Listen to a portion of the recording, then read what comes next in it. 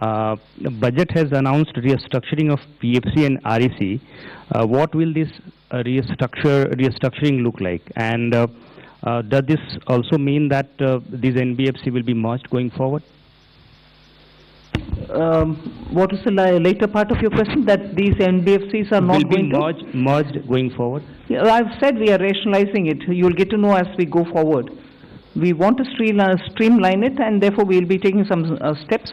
We'll let you know the moment we decide how to go about it. 234. Hello, ma'am. Harsh Kumar from Business Standard. Ma'am, two questions. One is, you said that a high-level committee will be formed on the banking reforms in order to 2047. Are we going further for any kind of merger or something, since government is continuously saying that we need at least two of the big banks, in at least of the top 20 banks. So are we going towards that? No, first of all, when I say that it's going to be a high-level committee which is going to look into it, the terms of reference will be prepared, and we are looking at committee to go into the entire expanse of the banking sector so that they come up with recommendations which help us to plan for banking for 2047. We need, by the time we become a Vikasit Bharat, 2047 is our goal. We need to understand what are the other steps that we need to take in the banking area, and based on the recommendations, we'll go forward. But we have the Secretary, Department of Financial Services. We'll ask him to also give us, please. Ma'am, I think you have rightly responded. There are large number of aspects relating to the banking requirement. For example, the credit to the GDP, commercial credit to the GDP ratio low, and the expansion of the banking network, and what kind of procedure currently we have that is impeding the both the deposits as well as credit. All those aspects will be looked at by an expert panel, a committee, and well, we will definitely have TOR, and then also consult the all the stakeholders, and the government will take a view on how to lay strong foundation for 2047 Viksit Bharat. Ma'am, one more question. 229. Left side, yes. Ma'am, Premangshu from Anandabazar Patrika. Ma'am, have you consciously avoided announcing any bonanza for the poll-bound states? And secondly, can you elaborate on this East Coast corridor, industrial corridor you announced? See, the industrial corridors are very critical for supply chains. We need a predictable... Open your mouth. Say ah. More big ah. Realme P4 Power with 10,001 mAh battery. India's biggest battery ever. Raw materials. The coastal areas are rich in these minerals, and therefore states also felt, I mean, I must credit that the interaction that I had with the finance ministers pre-budget, many states felt that there are rare earths which they can utilize. We then sat up in the budget group that we have, Revenue Secretary, Secretary DA, and thrashed out, talking with the states. What are the kind of things that we can do so that their capacities to extract these minerals, process them, make them something which the industry can benefit from. So India can be less dependent on imports of these materials. That is where, having spoken to states, we thought it's very important to recognize the corridor and give a policy for it so that industries can invest, private sector can come in, governments, state and center can come together on it. That is where these corridors were announced. And looking at the success of the defense corridor, I can confidently say these rare earth corridors will make that big a difference to the Indian economy. The first question, I think there's enough to cover all the election states. If I do, you will ask me, why have you done it only for the election states? Now I've done it for election and non-election states as well. You want me to spell out what has been done only for the election states? I'm quite happy to do it. 262, front. At the front, please. Here, front side. Front row. Good afternoon, ma'am. Sapna Das here from CNBC TV 18. Two quick questions. Just wanted to understand the gross borrowing at over 17 lakh odd crore. Would the government look at it as being on the higher side? Just asking that. And within that also, if you look at your net tax revenue stream, of course, B2RE it's higher, and a lot of concessions have been given away both on direct and indirect taxes. But the trend seems to be a bit flat, around 28 lakh odd crore. So if you could explain to us, how is this entire thing looking? And second, ma'am, in terms of the disinvestment aim, 80 odd thousand crores, would this also include IDBI stake sale sometime in FY27, ma'am? Thank you very much. So you've covered a number of secretaries all at one go. So on the borrowings, no, we don't think it's on the higher side because the net market borrowings are in the range of 11.73, which is been plus around that number for the last couple of years. The larger number is because we have 5.5 lakh crores which have to be repaid this year.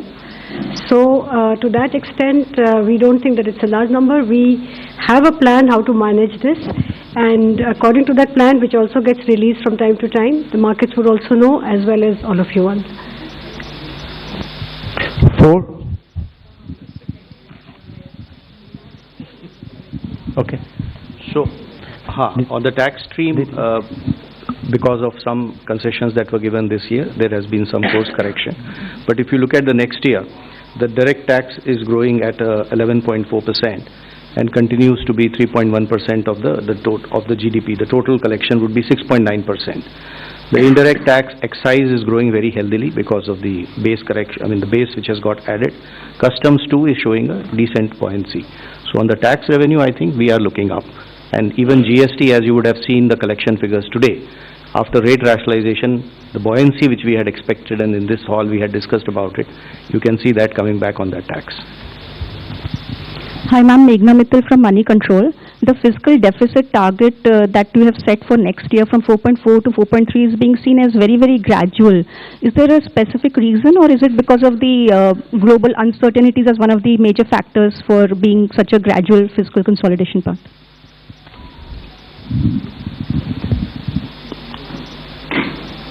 I would have thought you'll appreciate it being gradual, because particularly fiscal, drastic changes don't go down well. One or the other section gets hurt. We will have to be gradual, but yet keep it well within that band which gives confidence, and to show that we care for fiscal prudent management. There's no point in me dropping it to, let's say, 4. It has to be steady so that the economy goes in a steady speed. So it is a responsible number and realistic number. It's not as if I wanted it to be so gradual. It is a responsible number. We should achieve it and equally not bring in any kind of turbulence anywhere. Thank you. From the center flank, 190. Thank you, and congratulations on a very comprehensive budget. Before you start, I was going to look at PIB and say this side is being ignored. Yes. But good that we called you. Thank Come. you. I'm Aprajita Saxena from CNBC International in Singapore. I'm very curious because you started talking about tech, and I want to ask a question about the ISM 2.0. There are those on the outside who say that India sort of lags when it comes to AI innovation, especially innate innovative LLMs. Is the strategy of ISM 2.0 to sort of become part of the global value chain, or are you more positioning towards India creating its own native LLMs? Thank you. I think Ashwini Vaishnav, the minister, has been speaking extensively about this. There are several aspects of it. We want to be sure that in the semiconductor domain we have every expertise for all those 5 major chip or modeling or the infrastructure, design, every aspect of it. So he is talking about creating abilities within, capacities within the country to be able to have that kind of a infrastructure well laid out within the country. And similarly, if you're looking at the way in which our startups are working, using AI, and very clearly we have also shown a path that it is not just the large language models, but also smaller ones, medium-sized ones, which can serve the requirement of your economy. So AI in India, particularly when you have a huge demographic dividend, will have to give us results to ensure that our people have work, and also the opportunities are going to be enticing enough for the youth. It cannot replace human efforts. So we are at the same time redefining for ourselves, if I may use that expression, on how to use AI, what is the capacity that we have to create, the kind of infrastructure that we have to lay in the ground for it. Equally, the products which come out of it will have to benefit our people, because our youth are revving to do more and new. For them to do something new and for them to do something more, we have to create benefits out of AI rather than, push along with AI unthinkingly that it doesn't serve our people. So I think these many different factors play in making a decision on semiconductor. And that is where semiconductor ISM 2.0 looks into these aspects as well. And I'll ask the CEA to speak a bit on it, because he spent a lot of time so that he could write effectively capturing what's happening down. Ananta, you want to say anything on it? Actually, we have to see the semiconductor mission and the announcements related to the rare earth corridor, which ma'am talked about a few minutes ago. All of them as part of the framework that we presented a couple of days ago here on the strategic resilience part. So, in fact, many elements of this ma'am's budget speech focus both on equipping us to handle the AI-related technology, as well as skilling the population in areas where they can be immune to some of the AI-related impacts as well. So it covers both dimensions, and therefore the semiconductor mission, the rare earth corridor, and also some of the Part B announcements ma'am made about the various electronics and manufacturing sectors were all part of the initiatives to make sure that we make ourselves strategically resilient in a very fraught global environment. 138 at the back side. Yeah. I'm Rishabh with NDTV Profit. Just wanted to ask on the buyback tax, the rationale behind it, because was it essential to do it now? Because in 2025 there were a lot of companies that came out with significant share buybacks. Also because, and also do you foresee some sort of a reduction in buybacks? And secondly, on pollution related schemes, the outlay has been very stagnant, but pollution as a problem remains. Is this not a policy priority for the government now? On the buyback, I'll have Revenue Secretary brief us. So first of all, on the buyback, I'd like to clarify. I hope that the point was clear enough in the speech also, that it is in fact a relief. It's not a tax, additional tax. It is a relief. Buyback tax system was changed to make it as a dividend income, which is income at the applicable income tax rate at the hand of the shareholder.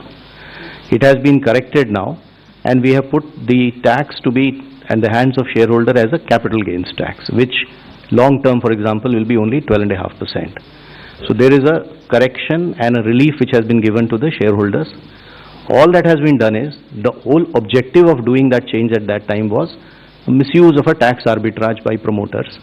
So the change made for promoter is that additional buyback tax on them, which again keeps things status quo for them. So even today, the marginal rate at which they would have been paying the tax as a dividend, which is at their respective income tax rates, we have kept it at 30 and 22. If it is a corporate, 22. If it is an individual, 30.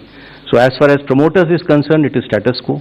As far as the other shareholders is concerned, it is actually a very big relief. So that is probably what may make the point little clearer, the announcement itself clearer. 76 at the front side. Pollution.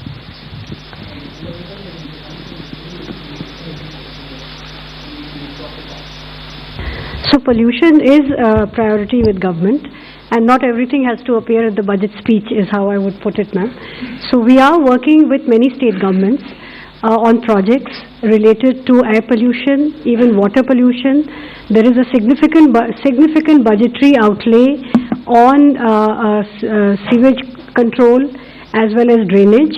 And as it was noted, you would have seen the Finance Commission recommendations also.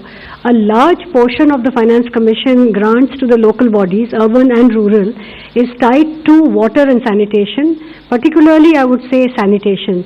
So pollution of all kinds remains a top priority, and there are different ways in which we are trying to tackle it. Hello ma'am. Ma'am, I am Monica from Business Standard. Ma'am, I have two questions. Ma'am, I am here. Ma'am, I have two questions with regard to customs.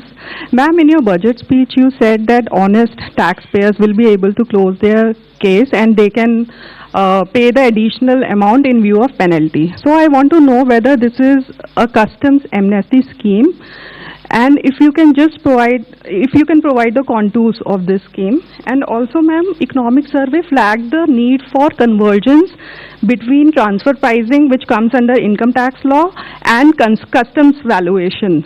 But there was no mention in your budget speech. So is there any such proposal being considered by the government? Both on the direct tax and the indirect tax. This is not an amnesty scheme. This is essentially an offer given to the honest taxpayer who would otherwise, when he gets to know that he has to pay the duty, he will like to pay it. But because our laws require him to also pay a penalty on that, the negative connotation associated with being penalized, which he has to obviously disclose at some point of time, does create a situation for him or an incentive for him to rather dispute the duty, even though he may not want to do it. So the window that we are giving to the taxpayer is that you will, if you are willing to pay your tax or whatever is the duty, instead of penalty, the same amount you can pay in the form of an additional amount. So it will not be either a relief or an amnesty. At the same time, this amount that you pay will not be treated as a amount which you have paid as a penalty, and therefore that negative connotation will go away. You may have seen that there is another announcement of a similar nature on the income tax side, where when it comes to the cases of under-reporting today, there is a provision under which you have to pay tax, interest on tax, and a 50% penalty. If you are willing to accept the demand and not go on appeal, you need not pay the penalty of 50%. You can go ahead and pay your tax and interest, and the matter is closed. What we have done is expanded this window and included even misreporting cases, where penalty is otherwise 200%. But there again we are telling him that you can settle it by paying the tax, the interest on tax, and this 200% get reduced by half. You pay 100% as an additional income tax. The idea here is that if you are an honest taxpayer, accept the fact that you have to pay the duty. We will not like to brand you by using the word like penalty. That is these two windows are essentially meant to take care of those situations, which is why reference to an honest taxpayer.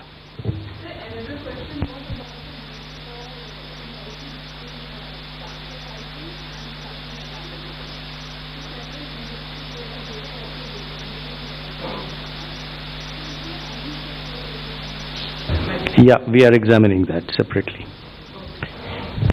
194. Left side, yes, back. Ma'am, this is Amitod Singh from CNBC International. Congratulations to you and your entire team. I have two questions. The first is around foreign investors. There were a number of expectations that, taxation structures would be changed, particularly when you think about things like withholding tax. So what we want to understand is whether that was even discussed within the government. And my second question is 15% defense spend increase. How much of that has to do with global uncertainty? Revenue Secretary can answer on the first question. See, global uncertainty is something which definitely occupies all the officials' mind when we are preparing for the budget. But I won't attribute it to be the cause for any one step. Across the board, we kept that in mind. So it's not the cause for any one thing that we've done or one thing which we did not do. That's kept in our mind. Our macroeconomic fundamentals are strong. You heard the CEA speak. that despite you having a macro sound economic foundation, you're still sort of facing a world which is uncertain. And therefore, when currency, Indian rupee versus the dollar becomes an issue, you have done everything within the country to make sure your fundamentals are fine. But uncertainty globally is affecting on many grounds, and we are seized of it for everything that we do, not for one particular thing, but ours. Yeah, I think today we need to look at what has been announced in the budget. So we would rather focus on that, because there would obviously be many of the issues which would be discussed and deliberated. But what has come out for you before in the budget is what is there, and we should probably focus on that. And if you saw that there are many announcements, especially which are addressing the needs for attracting investment in India, bringing more certainty, both for the residents who interact with their related parties as well as for the non-residents who otherwise do business here. There's a whole host of those announcements. You would appreciate that what, for example, has been done in IT services is a change which is completely, and it's a fully comprehensive change, which practically will take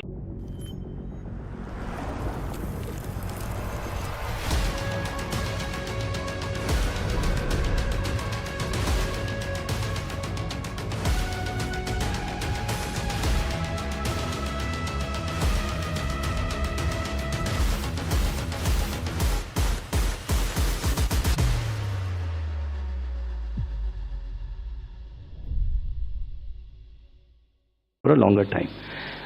On the data center, I just thought I'll take this opportunity to clarify, because there was some speculation about what has been done.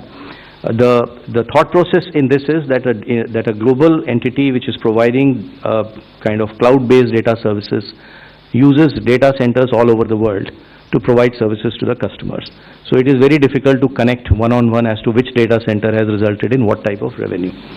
So the international entity of this nature would like to set up data services centers in India, which is a net economic plus for us, because it adds to that scale and level of economic activities. It has strategic purpose too.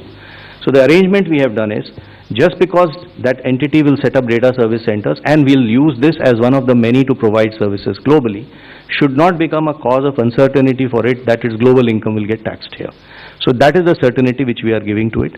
Quite naturally, the data service center which is located in India will be taxed depending on the way it is positioned, and that entity will be selling its services to customers in India through a reseller entity, which again gets taxed. What we are excluding from taxation is this global entity, which is essentially doing cloud-based services, using data services centers across, and we do not want it to be deterred from enhancing its business footprint in India to provide such global services. I'll just come in to add to that point on foreign investors, to point out one or 2 points on the Part A side also, which are important. One is that this was this ask from AIFs for a very long time, that most AIFs in our country are formed as trusts. Their request had been for a pretty long time to consider if the LLP Act can be modified and amended to align it with the functional requirements of AIFs. So that has been announced today, which is a very big move forward, as it will allow them to, the amendments are going to be of such a nature that by becoming LLPs, first of all, the liability will get limited. And then there are going to be amendments which will also allow for document filing rationalized for entry and exit of partners, and similar such things to make it easy for the AIF partners. So that's one of the announcements today.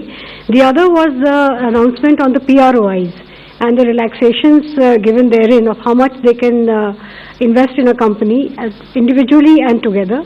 So those limits have been significantly enhanced, and all of it has been rationalized in line with OCIs and NRIs.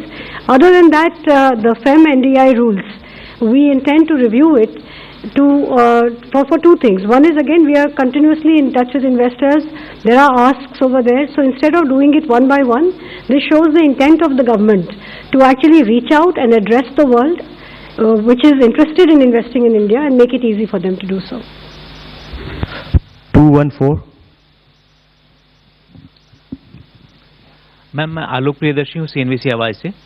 Ma'am, मेरा सवाल यही है कि जो सवाल STT से related है, security transaction tax से, मैम यहाँ पे मैम जो पॉलिसी है फ्यूचर एंड ऑप्शन को लेकर सरकार की क्या पॉलिसी है, थोड़ा सा स्पष्ट करें। और दूसरा कि जो एसटीटी बढ़ाया गया है, बहुत ही जैसे रेवेन्यू सर ने कहा कि बहुत मामूली बढ़ोतरी की गई है, तो क्या इससे जो सरकार की पॉलिसी कि रिटेल इन्वेस्टर्स को ऐसे जो बहुत हाई रिस्क की इंस्ट्रूमेंट है उनमें निवेश से एक तरह से कॉशन करने की पॉलिसी है, तो क्या इससे ये मकसद हासिल होता है क्या? I'll ask the Revenue Secretary to go into the details, but आपका विषय जो मकसद के ऊपर बात कर रहे हैं ना, मैं पिछले बजट के समय में भी इसका एक्सप्लेन भी की। We are touching only the futures and options. STT otherwise बाकी सबका ट्रांजैक्शन के ऊपर कोई नहीं किया, मगर जहां स्पेकुलेशन, हिंदी में सट्टा बोलते हैं, स्पेकुलेशन ज्यादा और समटाइम्स हाईली रिस्की, क्योंकि हमें मैसेज आता है लोगों से कि इधर बहुत लॉस भी फेस कर रहे हैं लोग जिनके हाथ में इतना एक्स्ट्रा पैसा भी नहीं है जिससे वो स्पेकुलेट कर सकते हैं। So this nominal increase is purely aimed at high speculation only to deter them. मकसद बोल रहे हैं, हाँ, उनको थोड़ा डिस्करेज करने के लिए। हम इसके खिलाफ नहीं है, जरूर एक्टिविटी जो होता है उसका रेस्पेक्ट करते हैं, मगर इतने लॉस और इतने छोटे छोटे लोग का लॉस को सरकार देखकर कैसे आप चुप रह सकते हो? डिटर करो थोड़ा उसको पीछे हटने के लिए, बस उतना ही। So the tax is only one element of kind of supplementing or supporting that policy, which is what I explained before. In as far as the rest of what and how this market has to be regulated is probably for the market regulator to respond better on that aspect of it. 67 from the center. I'm Pallavi from CNN News 18. Little political question because the reactions are coming in from the opposition parties. Rahul Gandhi specifically says that the budget has failed to go in for a course correction and that it's not addressed the real concerns of the country. With due respects, I don't know what course correction he is referring to. Economy and its fundamentals are strong. Global uncertainty is facing many of our sectors, for whom we have brought in so many different schemes for those small and medium enterprises, for textiles, for leather, for shoe uppers, for people who are working in the rural areas, schemes for benefiting them, for even the farmer and value addition, for women entrepreneurs who are chote groups, self-help entrepreneurs, the she marts that we've come up with. These are ways in which we are reaching out to the common small people to make sure that they don't have to face, big changes in their life because of any volatility coming from outside. They could be contributing to exporting small things, but different uncertainties can affect them equally. Many of them have been shown as successful because you see when you go there, Lakpati Didis is a fantastic difference made to women in the rural areas. Now we're bringing them together to sell their wares. Are these not measures through which we are reaching out for the poor, the small, those in a difficult terrain or in rural areas? And with all this, the fundamentals of the economy remain strong, and that has come out even in the economic survey. So, well, politically you want to criticize, you're welcome, please do it. But if you want to give me the facts on which you're basing your argument, I'm willing to hear and willing to reply to that. 16 at the center, yeah, on left side. Ma'am, I am Bani Kinkar Patnaik from the Economic Times. Ma'am, I think probably one of the most important features of this budget is that for the first time in probably many years, your effective capital expenditure at 4.4% of GDP is going to be slightly higher than your fiscal deficit, projected fiscal deficit for the next year. So it means, I mean, in other words, you will be using more than your entire borrowed resources You will be deploying that in productive spending. So I wanted to ask you that, whether it is going to be the new normal in the coming years. And ma'am, one clarification I needed. This VV scheme, you have allocated more than 95,000 crore. At the same time, I see that, Narega has also got 30,000 crore. So is it going to be on top of that, or because Jiramji scheme is supposed to replace this Narega scheme? I'll ask the Expenditure Secretary to respond on that. Yeah, on the new scheme, the Jiramji, the budget provision has been provided exactly as what you would have seen when the bill was being presented and the act was there. So we have gone exactly whatever is required has been provided. Now on the old scheme also having some money, in fact it's a legacy of the inefficient way in which the scheme was, the MG Narega was being implemented by the state. So there is some carryover of liabilities, 30,000 crores. So that we have taken the responsibility of verifying and fulfilling it. So that's why we have kept that, but otherwise fresh implementation will be on the new provisions.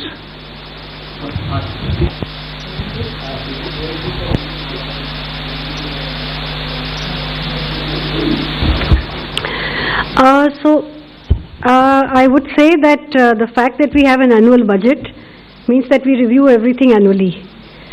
So I will leave it at that point. We have done our fiscal math, and I think we come with a certain credibility on the fisc that we are confident of meeting, and while adhering to our commitment to higher capex. And fiscal deficit financing, as we have always done, is through a mix of market borrowings as well as NSSF. So that will continue. So there's not many major changes like that. Thank you. 37 at the back, yeah. Hi ma'am, this is Shrimi Chaudhary from NDTV Profit. Just wanted to understand that this one-time foreign asset disclosure scheme, how that will be different from the similar scheme in the past, and if you could elaborate a contour of that, and also is there any estimation of undisclosed foreign assets being done by the department? So this scheme is meant first of all for small taxpayers. There is a ceiling of the amount that can be disclosed. This window was provided for the first 3 months when the act was brought in, the BMA Act, and that time people utilized it. What has been found is that there are many small taxpayers who, because of their ignorance, etc., have not been able to do proper disclosures. So this window is being given as a one-time 6-month window for such small taxpayers, the list of which some idea of who they are has been given in the budget speech also. So there are two streams in this window. One is of the people who have paid their tax, the income is disclosed and is quite transparently known. All that they failed to do is they were not able to disclose the asset, foreign asset that they had because of that. Which means they will be able to prove that the income was put to tax. However, the asset was not, just the only thing they did not do is did not disclose it in their returns to the income tax department. So this is the window B, where we are saying that if you have a foreign asset of up to 5 crores, you can pay a fine of 1 lakh rupees, which today under the Act would have entailed them a fine of 10 lakh, a penalty of 10 lakh rupees and prosecution. So you will get both immunity from penalty and prosecution, and you can declare those assets. This is category B. There would also be category of people who may not have been able to or have not properly disclosed their income. This is the category A, for which the limit is 1 crore rupees. So 1 crore rupees of foreign asset or income, if they have not disclosed, then they can disclose it during this window. In this case, however, they will have to pay the tax as well as 30% tax and then 30% additional tax on top of that, and a certain amount of interest. Again, they will get immunity from penalty and prosecution. The idea is to essentially help those NRIs, returning NRIs, students, some professionals, people who have gone out, people who may have got ESOPs, any kind of such assets that they may have outside. They'll be able to disclose it and be able to protect themselves against penalty and prosecution and come clean. And it has been structured in a manner that it addresses only small assets, and secondly, it is something which will be helping them to also, get away from all the procedural problems of penalty and prosecution. 25. Hello, ma'am. Ruchika Chitravanshi from Business Standard. Ma'am, while you have stated that global uncertainty was playing on the minds of officials across the board, if I may ask you, what was the one challenge that you were trying to address, or economic concern that you were trying to address in this budget? We said global uncertainties play in the minds of all the officials. It is truth that all of us are watching that global uncertainties are really of the magnitude that we've never seen before. So naturally, we had to assess for ourselves the various ways in which these uncertainties are playing out. So all of them are equally important. 243.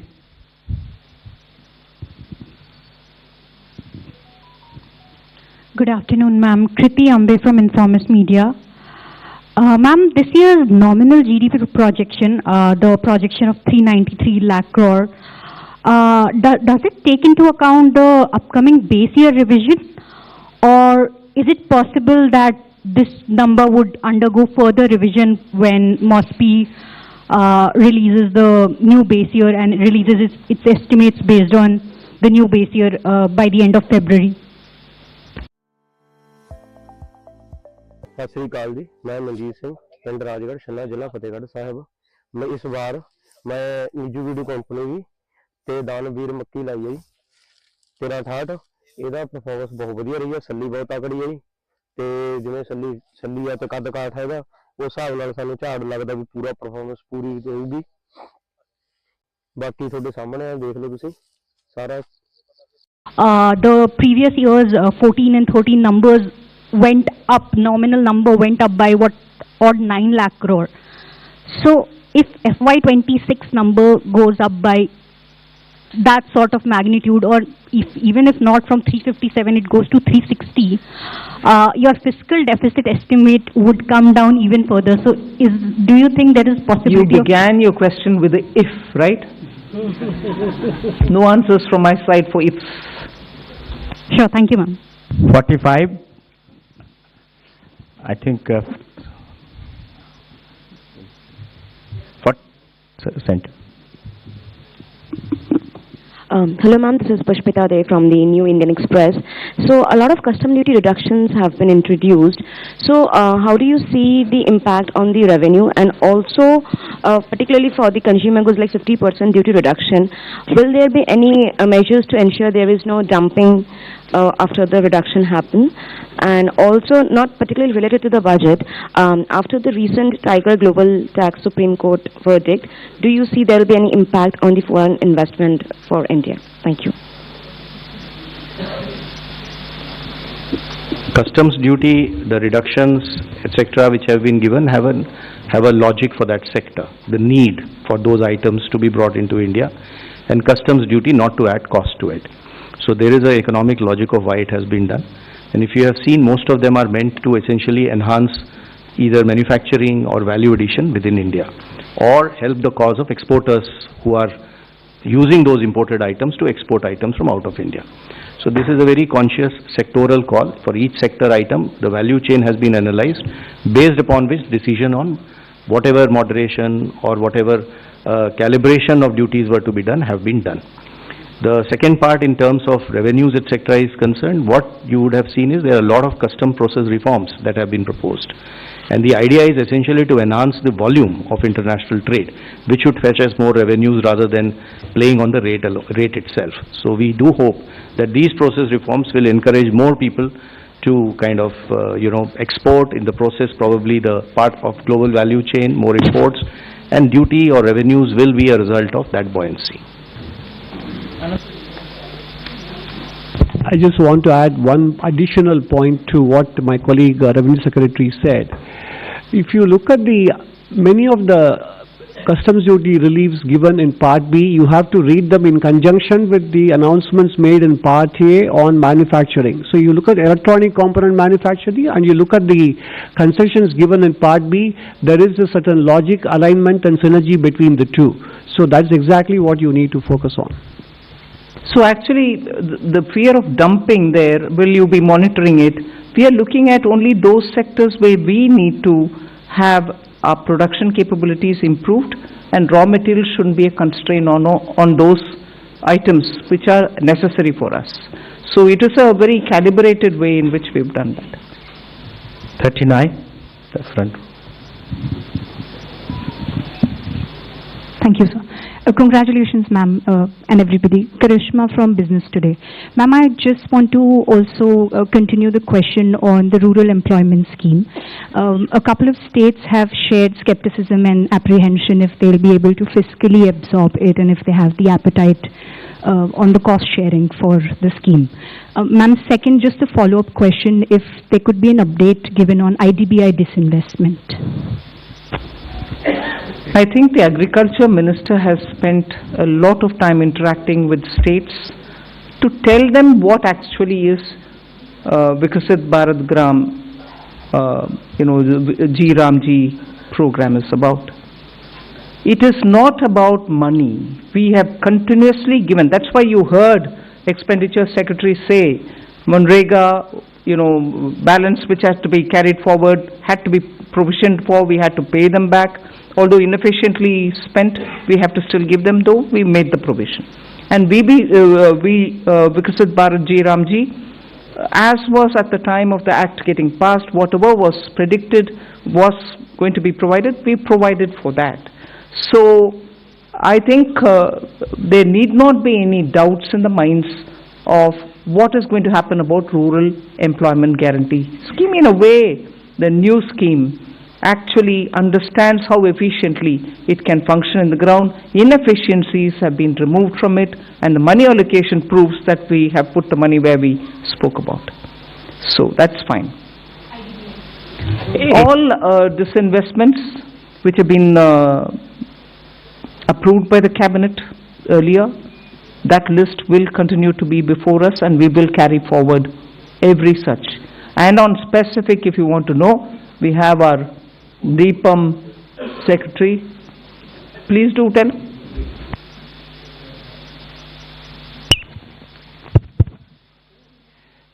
I think one thing we must keep in mind is that we follow a composite strategy, and disinvestment and closure have to be seen together as part of that composite strategy, which enhance or increase the participation and efficiency of the private sector. As part of that strategy, as Honorable FM said, whatever in principle approvals we have obtained for both disinvestment and closure, say about 50 of them, half of them have already been completed, which means about 12 closures and 13 strategic disinvestment transactions. The other ones are on track. That is why we keep aspirational targets, because we are fully on track and fully committed to completing each one of them and taking to a logical conclusion. Thank you. Yes. 81, backside.